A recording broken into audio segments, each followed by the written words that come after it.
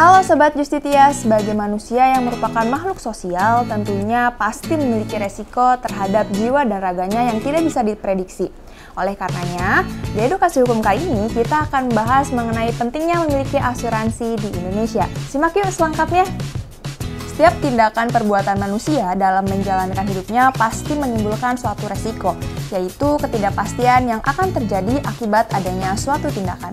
Resiko yang tidak terprediksi dapat mendorong kekhawatiran. Kekhawatiran tersebutlah yang kemudian mendorong manusia untuk mengusahakan perlindungan terhadap dirinya sendiri maupun keluarganya dari berbagai bahaya yang mengancam, seperti kematian, sakit, kecelakaan, kehilangan, kebakaran, dan lain sebagainya.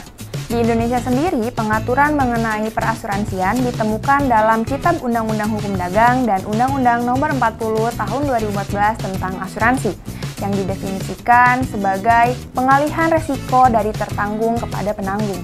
Lebih lanjut, dalam rumusan pasal 246 KUH Dagang, asuransi atau pertanggungan adalah perjanjian di mana penanggung mengikatkan diri terhadap tertanggung dengan memperoleh premi, dan penanggung memberikan tertanggung ganti rugi karena suatu kehilangan ataupun kerusakan yang mungkin akan dideritanya karena suatu peristiwa yang tidak pasti. Dari rumusan tersebut dapat diambil unsur penting dalam perasuransian, yaitu yang pertama adanya persetujuan atau perjanjian antara penanggung dan tertanggung. Yang kedua, dalam perjanjian tersebut adanya unsur pengalihan resiko dari tertanggung kepada penanggung.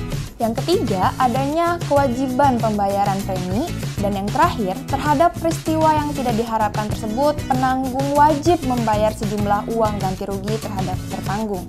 Dalam pasal 247 Kitab Undang-Undang Hukum Dagang terdapat 5 jenis asuransi, yaitu yang pertama asuransi kebakaran, yang kedua asuransi yang mengancam hasil pertanian, yang ketiga asuransi jiwa, yang keempat asuransi di lautan dan perbudakan, dan yang terakhir asuransi pengangkutan darat dan sungai-sungai serta perairan-perairan pedalaman.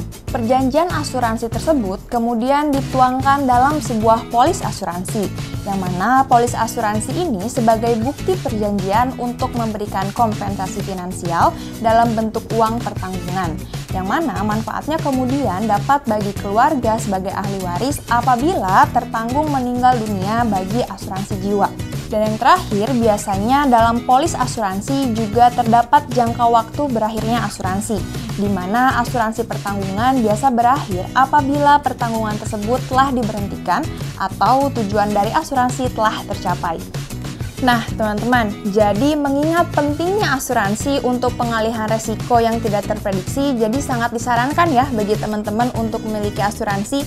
Saksikan edukasi hukum selanjutnya hanya di channel YouTube Justitia Training Center. Jangan lupa di like, komen, dan subscribe ya. Justitia Training Center, 3 Star of Law Education.